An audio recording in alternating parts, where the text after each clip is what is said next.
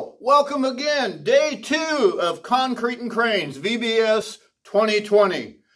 I hope you enjoyed yesterday's. Today I think is even more interesting. It allows us to do some looking, some thinking, and some neat actions.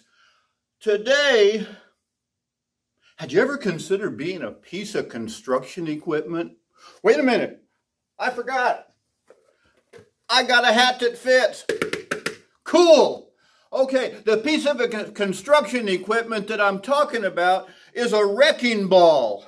A wrecking ball on a chain. Wrecking ball is kind of like this guy. Neat stuff. The ball swings, it hits stuff, gets stuff out of the way that doesn't need to be there. Awesome. Now, for us to do that, it's going to be a little bit different. We're probably not going to hire a large crane, have kids operate it. That could be interesting, but not very productive.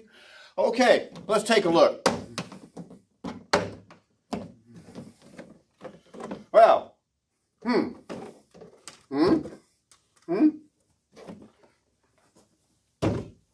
Whoop! Oh, okay. So think about this. If you're at a construction site and there's already stuff in the way, maybe you're tearing down an old building and putting up a new one, you need to get rid of the old stuff. The way we're going to do this as a game is using this as a ball, as a construction ball. I'm going to knock the stuff off the table.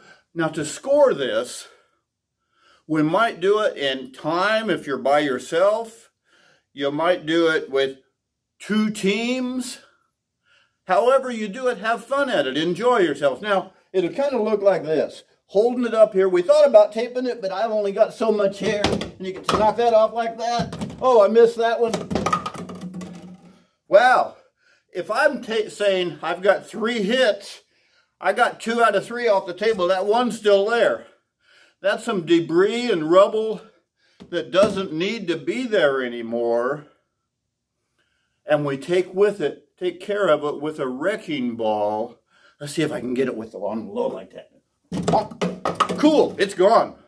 Okay, now to score this, if you have your parents time it, or some brother or sister time it, or a friend, see how many of them you can get off, how long it takes you, and maybe run time trials with yourself if you're by yourself, or between 2 teams. Set it up again, see how long it takes a team to get it off. All right, here we go again. Remember yesterday, we paused it while you're playing the game. When you get done playing the game, come back and we'll relate this to the lesson, how it's going. Okay, here we go. You ready? Get set. Hit the pause button. It's paused. Unpaused, I'm back. Okay. Now the lesson this time, I love it, on day 2. Talking about Paul, whose name was Saul before he ran into Christ on the road to Damascus. I'm going to read this. Paul was chosen by God to bring the good news about Jesus to the Gentiles. He was arrested and later taken to King Agrippa to tell his story. Paul told how he used to persecute the Christians, persecute the believers. But one day on the road to Damascus, he saw a bright light and heard a voice speaking to him. The voice was Jesus. Paul obeyed Jesus' command and told people everywhere that Jesus is the Messiah. Is that really cool?